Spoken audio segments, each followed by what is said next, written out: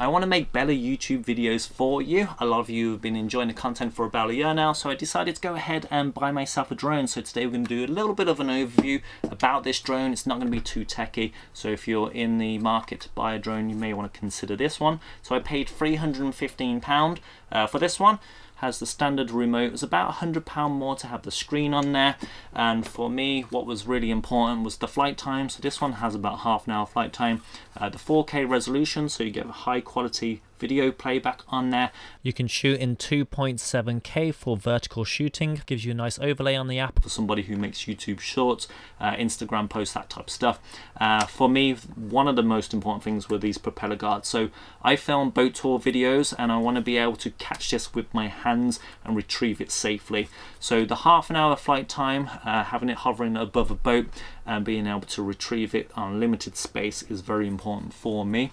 It was a very attractive price point at £315, but let's go field test this because I've been having a lot of fun over the week filming with this. We'll quickly go over the weight of it. So it's 249 grams, so there's not a lot of regulation. I did have to do a little online training course, which was a multiple choice thing from the government, and it paid £12 for a 1-year license. So I've got the little code and stuff inside here, and then it fits right in the bag. So if I could just compare it next to my mobile phone, which the Samsung S21 5G Ultra, and then it can fit nicely in the front pocket like so.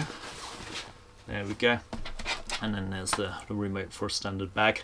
There we go. So let's go and field test it. We'll start off with just using the drone without any extra bits, no app, no remote. So all you do is you unfold it, it'll switch on by itself, and then on the side button just here you can select the modes that you want to do. So let's do a quick follow and we'll go through here. So you just press this button on the side, you'll hear it changing. Droney, circle, rocket, spotlight, direction track, follow. That's the one we want. Medium, follow, 3, 2, 1. I threw up a screenshot of the app. You can see the different types of modes available, and with direction track you can actually change that to something else because there's a total of 9 different modes you can currently use. Pressing the microphone on the app means you can record the audio via your mobile phone, or if you've got the DJI microphone. And when you want it to land, you just simply stop, you look at it, and then you put your hand out.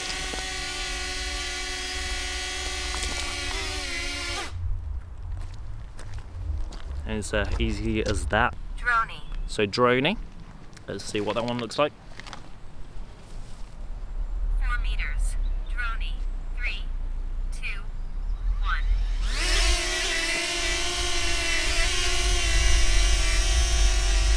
So it's just going to go 4 meters that way and then 4 meters straight back.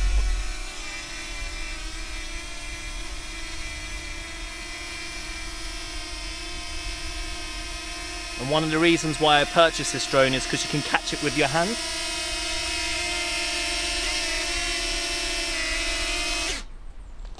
There we go.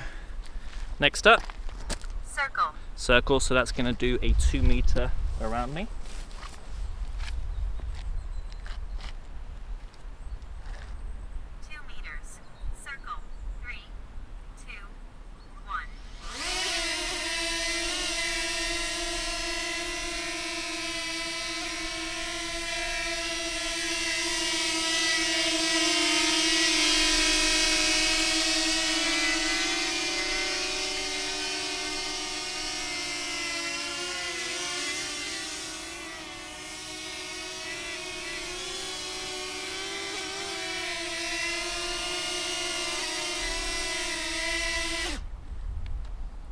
But let's check out the next one. Rocket. So rocket, that's actually going to go straight up and then straight back down.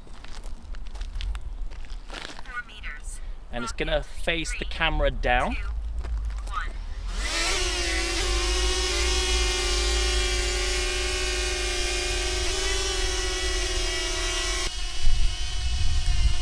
So all of these settings on here you can change through the app, the distances that you want to do.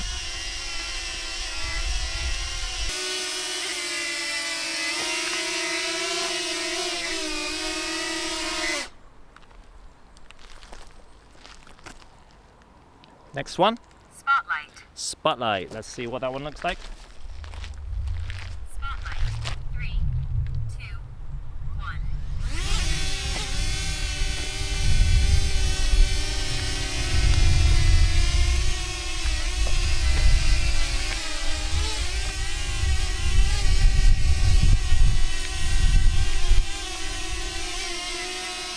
So it's on spotlight mode at the moment, which basically makes it like a flying tripod. So the camera will move and it will pan and follow me, but the drone will stay static like so.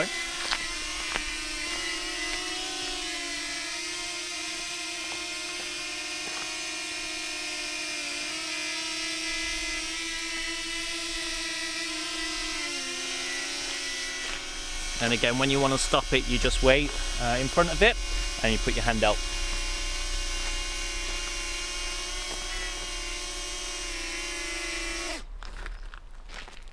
Straight out of the box, if you haven't logged in on the app, it won't let you do the direction track, and direction track is the drone will follow you, but there's no sensors on the side or the back, so it's basically teaching you how to use it. Because if I was to say have it in front of me and then I move in here and then I go towards the camera, it will bash into the camera because there's no sensors, so it makes you want to do the tutorial first. So let me share with you an experience that I had on board. So we have quite a few cables around the boat that hold up the mast. I've not long had the drone, so I wanted to play around with it and I put it into droney mode. Then I put it on direction track and I had the drone over the side of the pontoon, but you can see where it's following me, and that cable that I've just put my hand on, drone flies directly into it and crashes. Having the guards around the propellers meant that there was no damage, and then I did a little test after just to see if it was working perfectly fine, so I put it into follow mode and I sprinted along the pontoon. Apparently this drone can fly at 25 miles an hour, and even in the low light situation it managed to keep up with me no problem. Let's jump back to the reservoir. The version I went with is this one with the remote. The upgraded one, which is about £100 more, had the screen at the bottom. I carry my mobile phone with me all the time, but for those who have never seen the DJI remotes, basically the thumb screws go on just here, just there, and then the control is super easy to figure out. Basically just open it up there, cable comes out. You can change this cable. For an iPhone, I'm using a Samsung S21 Ultra, so we're on the S26 now, I believe, so my phone's a few years old. Turn it on, double tap and press. So you tap once and then press and hold it, it'll switch on. Cinema mode, the drone will go a little bit slower. Normal mode, just flying around. Sports mode, will take the sensors off, so if you fly into something, you will fly into it, if that makes sense. So let's say you're aiming for the tree just over there. If you got it in sports mode, it won't automatically stop, whereas if you got the other modes on, it will. So I'm gonna pop the drone out and I'm just gonna put it on the side, the wall over here.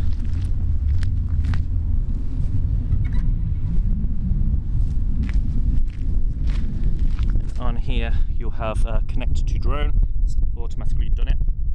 So let's go see what it looks like. So it's pretty windy right now too. So press and hold here. Updated. It will start taking off, Take off. and then we can start flying it around. And then to record.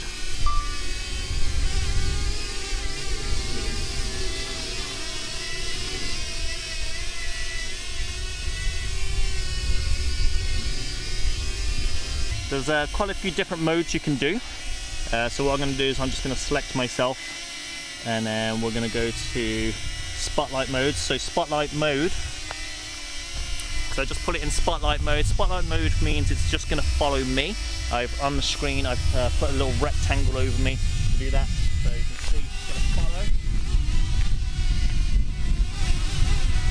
With spotlight mode, I'm tracking myself, but the camera will move, however the drone won't. So to move the drone around, I would have to use the controller in this mode. Whereas active track, the drone would actually be following me and keeping a similar distance. With the controller, there's something called master shot, which is this sequence that's going to be playing out now. The sequence is in default, it's still 4K. I've changed none of the settings on the remote or the app. However, I have sped this up 3 times just so the video doesn't get too long. I really just wanted to share with you what this drone is capable of. As you can see, the film quality is very, very good. If you were using Master Shot, of course, you'd be editing certain snippets of it, but I just wanted to share with you the entire sequence so you know what you get straight out of the box. I do try and make the reviews as realistic and relatable as possible, so I don't try and do it too techy, so I really appreciate if you like the video. And that's the end of the sequence. I did do an altitude test and it did stop at 120 meters, which is 400 feet, which is actually the legal limit in the UK for recreational drones. All of the footage with the drone has been default settings, so I've not changed anything on here. So there's no color grading, there's no upscaling or anything like that. It's just literally straight out of the box and straight into flying. On the DJI app, you can have a virtual joystick and it will work as far as the Wi-Fi will work. So it's not ideal, but you can do it short distance, say if your remote control ran out or if you simply left it at home. I'll leave the Amazon link in the description below and that will give you full details of the product. For those who are really into the videography, you can record 4K at 100 frames per second, so you can really slow down the footage, along with 10-bit color, so you can do your color grading to make the colors really pop. Earlier I did mention that this was just going to be a quick overview designed for everybody. I've had a lot of fun flying it, the quality has been very good, so I would buy it again if it broke or if I lost it, which is probably what's going to happen with it ending up in the water. Thanks for sticking around and liking the video if you have. Welcome back if you're a subscriber, and welcome if you are new. The links for any of the products that I've used in the video are in the description below, but you've got the QR code at the top at no extra cost to you. But thanks for watching, thanks for being fans.